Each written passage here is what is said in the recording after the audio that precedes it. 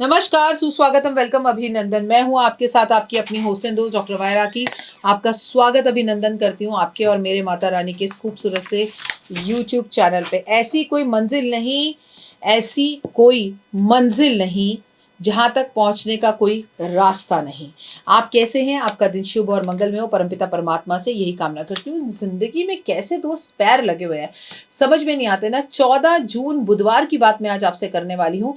14 जून बुधवार योगिनी एकादशी है और इस दिन रक्त दिवस भी है, रक्तदान दिवस भी है। अगर मौका मिले और चौका मारिएगा, बहुत अच्छा होगा कि रक्तदान करें। और मेरा मानना है स्त्री हो या पुरुष हो, उसे जीवन में एक बार रक्तदान जरूर करना चाहिए। देखिए, मैं झूठ नहीं बोलूँगी आपसे। अब तो रक्तदान करे हुए ज़माना हो गया। इनफैक्ट जब देव मेरे पेट में था तो मेरे खुद में ही शरीर में रक्त बहुत कम था, लेकिन अब मैं अपना बहुत ध्यान रखती हूँ। मैं चुकंदर खाती हूँ, मैं अनार खाती हूँ ताकि रक्त की कमी ना रहे। और मैंने भी अपनी ज़िंदगी में एक बार रक्तदान किया था, लेकिन हॉस्टल में किया था। जब मैं हॉस्टल में पढ़ती थी तो मेरी फ्रेंड का एक एक्सीडेंट हो गया था, उसका मेरा ब्लड ग्रुप मिल गया था और उसे खून की ज़रूरत थी। और हम भी बहुत ही छोटे थे, 9th-10th में पढ़ते थे और जोश जोश में मैम मेरा खून ले लो, मैम मेरा खून ले लो। मतलब मैम तो नहीं बोलते थे, जी जी जी जी जी जी बोलते थे। तब अपनी फ्रेंड की मैंने मदद की थी, लेकिन ना तमीज़ थी, ना अक्ल थी, ना धेला था, ना समझ थी। लेकिन तब भी एक बड़ा सुकून मिला था। और उसके बाद मज़ाक-मज़ाक में जब हम हॉस्टल में साथ रहा करते थे तो एक-दूसरे को बोलते थे, अब तो हमारा खून भी एक है, अब तो हमारा खून का रिश्ता है, अब तो हम खून की बहनें बन गए हैं। और बड़ा मज़ा आता था। और ऐसे खून एक-दूसरे को देने से रिश्तों में भी बड़ा प्यार आया हम दोनों के और बहुत अच्छी दोस्ती रही हमारी। लेकिन किसी वजह से उसे किसी लड़के से प्यार हुआ और घरवालों ने शादी के लिए मना किया, तो उस इडियट ने, उस बेवकूफ़ ने सुसाइड कर लिया। था प्यार का ऐसा जज़्बा भी हुआ करता था। और जब ये बात मुझे पता चली तब मेरी तो शादी हो चुकी थी और उसकी नहीं हुई थी, क्योंकि उसकी लव मैरिज में प्रॉब्लम हो रही थी। कई दिन तक वो मेरे सपने में भी आती रही, बहुत तकलीफ़ हुई। और I am really missing you Ritu. Ritu Jain नाम था उसका और मैं उसे आज भी बहुत मिस करती हूँ। और अभी भी आपको बोल रही हूँ तो मेरे रोंगटे खड़े हो रहे हैं, क्योंकि कुछ चीज़ें ज़िंदगी के अंदर ऐसी होती हैं कि मैं आपको क्या बताऊँ। अब देखिए, पता नहीं शायद मैंने सुसाइड करना था, मैंने उसे खून दिया। और बहुत अच्छी हमारी दोस्ती हो गई, साथ हम पढ़े, 9th से लेके हमने 12th क्लास तक साथ करी। फिर वो हॉस्टल से चली गई और फिर उसको अपने खुद के मामा के बेटे से प्यार हो गया, जो कि एक्चुअली उसका कज़न था। मतलब ब्रदर ही हुआ ना एक तरीके से। फैमिली वालों ने इस बात के लिए माना नहीं, तो हम बातें करते रहे, खतों से एक ज़रिए एक-दूसरे के साथ रहे। उस ज़माने में फ़ोन तो नहीं हुआ करता था। हॉस्टल छोड़े अब ऋतु को काफ़ी साल हो चुके थे, लेकिन फिर पता चला। तो ये जो मैंने आज आपको कहानी बताई रक्तदान की, पता नहीं कब कौन-सी मुसीबत हमारी कहाँ चली जाए, कहाँ निकल जाए। पता नहीं वो मेरी दोस्त मेरी बलाएँ ले गई या क्या हुआ, रीज़न ये नहीं है। लेकिन जीवन में रक्तदान करने से मंगल ग्रह बहुत अच्छा होता है। इसीलिए आपको अपनी लाइफ़ में एक बार तो रक्तदान ज़रूर करना चाहिए। अब आप में से कितने लोगों ने एक बार एटलीस्ट रक्तदान किया है, ये ज़रूर बताएँ। और कौन ऐसे-ऐसे महान भी होंगे जो बार-बार करते होंगे, क्योंकि लड़कों को तो रक्तदान करने से कोई फ़र्क पड़ता नहीं है, हालाँकि महिलाओं को बहुत ज़्यादा फ़र्क पड़ता है। तो रक्तदान आप करते रहें और दुआओं में रहें। आज योगिनी एकादशी है। एकादशी की तिथि के बारे में आप सब जानते हैं कि श्री कृष्ण की इस एकादशी पे पूजा की जाती है, विष्णु की पूजा की जाती है, एक ही बात है।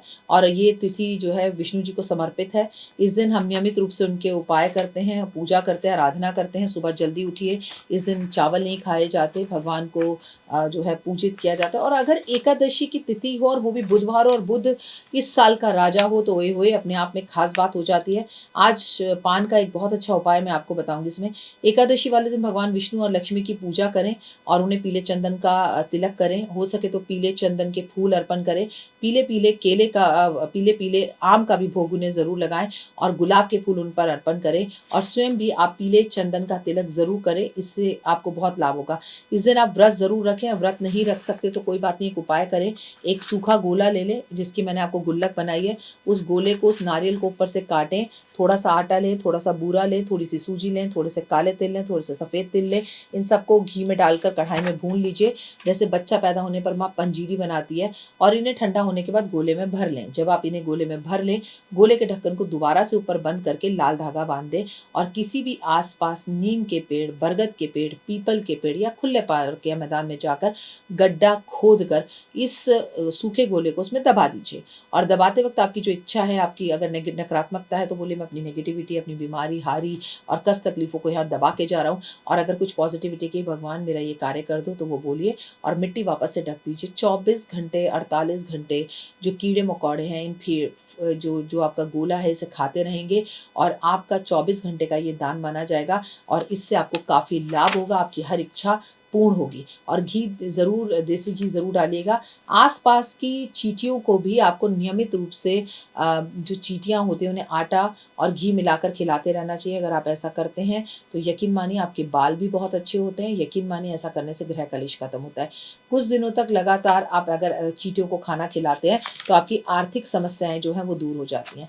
एकादशी वाले दिन आज आपको एक खास उपाय बताती हूँ। एक पान का पत्ता ले लीजिए जो डंडे वाला पत्ता हो, क्योंकि कोई भी चीज़ अगर हम पान भी इस्तेमाल करते हैं, पान का पत्ता इस्तेमाल करते हैं और उसका डंडा हटा देते हैं, तो वो खंडित माना जाता है और भगवान को अखंडित चीज़ें यूज़ की जाती हैं। अब आप एक कुमकुम लीजिए और कुमकुम से इसके ऊपर श्री लिखिए, और अगर आप चाहें तो 108 पान के पत्ते ले सकते हैं, आप चाहें 54 पान के पत्ते ले सकते हैं, आप चाहें 4 पान के पत्ते ले सकते हैं, आप चाहें 8 पान के पत्ते ले सकते हैं। सब पर कुमकुम से श्री लिखकर, रोली से कुमकुम से श्री लिखकर भगवान विष्णु को इसकी माला बनाकर अगर आज समर्पित करते हैं आप, तो याद रखिएगा आपका बुध ग्रह बहुत अच्छा हो जाता है, आपकी हर मनोइच्छा पूर्ण होती है, भगवान की असीम कृपा आप पर होती है, और विष्णु जी आपको धन के अंदर लॉटरी लगा कर देते हैं। बहुत ही अचूक और खूबसूरत उपाय है। अगर आप ऐसा करते हैं तो ज़िंदगी में आगे बढ़ते हैं। लेकिन अगर आप विदेश में रहते हैं कि पान का पत्ता तो हमें नहीं मिलेगा, तो कोई सफ़ेद प्लेन कागज़ लेकर उसकी माला बनाकर अपने घर में भगवान को अर्पण कर सकते हैं। नहीं तो कम से कम आप ऐसी एक डायरी लीजिए जिसमें आप हरि विष्णु नारायण नारायण और विष्णु विष्णु विष्णु विष्णु ओम नमो भगवते वासुदेवा कुछ भी लिखकर उस डायरी को अपने पास रखना शुरू कर दीजिए। ऐसा करने से भी आपकी आर्थिक स्थितियां सही होंगी, लेकिन ऐसा तब कीजिएगा जब आप विदेश में हैं। अगर आपको नौकरी में प्रमोशन चाहिए, बिजनेस में अगर आपको तरक्की चाहिए, अगर आप चाहते हैं दरवाजे आपके खुले, तो एकादशी वाले दिन भगवान विष्णु को नारियल का सूखा गोला नहीं, नारियल जो माता रानी को अर्पण करते हैं उसका और बादाम का भोग लगाएं, और अपनी ज़िंदगी में बदलाव आप खुश देखें। पूजा के बाद भगवान विष्णु की आरती आज के दिन ज़रूर करनी चाहिए। कहते हैं आज एक पानी वाला नारियल अपने सर पे एंटी क्लॉकवाइज 7 बार घुमाकर आपको नीम के पेड़ के नीचे रखकर आ जाना चाहिए। नकारात्मकता दूर होती है। लगातार एकादशी पर अपनी इच्छा को भगवान को बार बार उनके समक्ष रखना चाहिए और बोलना चाहिए। आपको एकादशी पर चावल नहीं खाने चाहिए, पर चावल का दान करना चाहिए। इस दिन आपको अपने प्रिय मंत्र ओम नमो भगवते वासुदेवा का जाप ज़रूर करना चाहिए। इस दिन कमलगट्टे की माला ज़रूर पहननी चाहिए। इस दिन कमलगट्टे की माला पर जाप ज़रूर करना चाहिए। यदि किसी का दाम्पत्य जीवन अच्छा नहीं है तो एकादशी वाले दिन आपको अपने दाम्पत्य जीवन को अच्छा करने के लिए लक्ष्मी माँ को और विष्णु जी को इत्र लगाना चाहिए। लेकिन अगर आपकी दाम्पत्य जीवन में संतान ही नहीं है तो गोपाल जो सहस्त्र नाम का गोपाल यंत्र की स्थापना अपने यहाँ पर करें। गोपाल चालीसा आप पढ़ें और गोपाल यंत्र लाकर चांदी का अगर अपने घर में स्थापित करें और एकादशी वाले दिन से उसके सामने गाय के घी का दिया जलाएं तो निश्चित ही आपका विवाह जल्दी हो जाएगा। एकादशी वाले दिन आपको गेंदे के जो पौधे हैं वो अपनी छत पर या घर के आंगन में या बालकनी में कम से कम 2 ज़रूर लगवाने चाहिए। ऐसा करने से आपका गुरु जो है वो अनुकूल प्रभाव देता है और गुरु ग्रह अच्छा हो जाता है। एकादशी वाले दिन आपको पीली सरसों अपने पूरे घर में छिड़काव करनी चाहिए और पीली सरसों विष्णु भगवान को भी अर्पण करनी चाहिए। आपको घर के पौधे के अंदर जो है खासकर तुलसी के पौधे के अंदर आपको ईशान कोण में या उत्तर पूर्व दिशा में रखना चाहिए। इसके आगे दिया जलाना चाहिए, परिक्रमा करनी चाहिए और ओम नमो भगवते वासुदेवा का जाप करना चाहिए। आपको 11 दिन तक सूर्य अस्त के समय पर तुलसी के पौधे के निकट लगातार गाय के घी का दिया जलाना चाहिए और ये आपको एकादशी से शुरू करना चाहिए।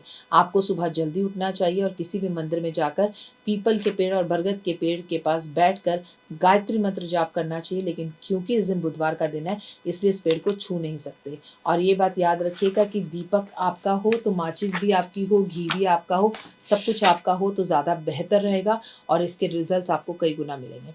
आज एकादशी वाले दिन आपको एक खास उपाय बताती हूँ जिसे आप ज़रूर करें और अगर आप इसे करते हैं तो आपकी हर इच्छा पूर्ण होगी। आज एक मटका लें और उस मटके के अंदर पानी भरकर उसमें थोड़ी चीनी डालकर और आप इसके अंदर इसके ऊपर तरबूजा, आम, खरबूजा या केले या लीची कोई भी चीज़ रखकर मंदिर में दान कर कर आए। ऐसा करने से आपके पितृदोष से आपको निवारण मिलेगा। आपके पितर अगर नर्क में बैठे हैं या किसी ऐसी योनि के अंदर हैं जहाँ वो बड़ा कष्ट भोग रहे हैं, तो उस योनि से उनका छुटकारा होगा और आपको इसके पॉजिटिव 100 आउट ऑफ 100 रिजल्ट्स मिलेंगे और लाइफ के अंदर सुकून आना शुरू हो जाएगा।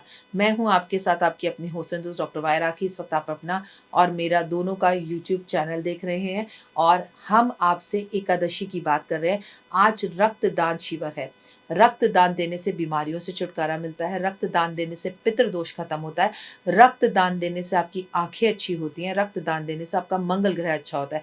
रक्तदान देने से जेल जाने की कष्ट और तकलीफें हैं वो खत्म होती हैं। रक्तदान करने से आपकी प्रॉपर्टी की समस्याएं दूर होती हैं। रक्तदान करने से आपका मंगल जो पाप या नेगेटिव इफेक्ट आपको दे रहा है उसमें भी राहत मिलती है। रक्तदान करने से अगर आप मांगलिक हैं और इस वजह से आपकी शादीशुदा जिंदगी में परेशानी आ रही हो वो भी सही होता है। रक्तदान देने की वजह से अगर आप मांगलिक हैं और आपका विवाह नहीं हो पा रहा तो विवाह भी हो जाता है। मतलब ये जादुई उपाय आपको करने हैं और ये जादुई उपाय निश्चित रूप से आपकी ज़िंदगी को 100 आउट ऑफ 100 बदल देंगे, क्योंकि आज एकादशी भी है और आप कुछ भी ना करें, आप व्रत भी नहीं रखते, तो कम से कम एकादशी वाले दिन ये एक छोटा सा उपाय कर अपनी ज़िंदगी में काफ़ी बदलाव ला सकते हैं।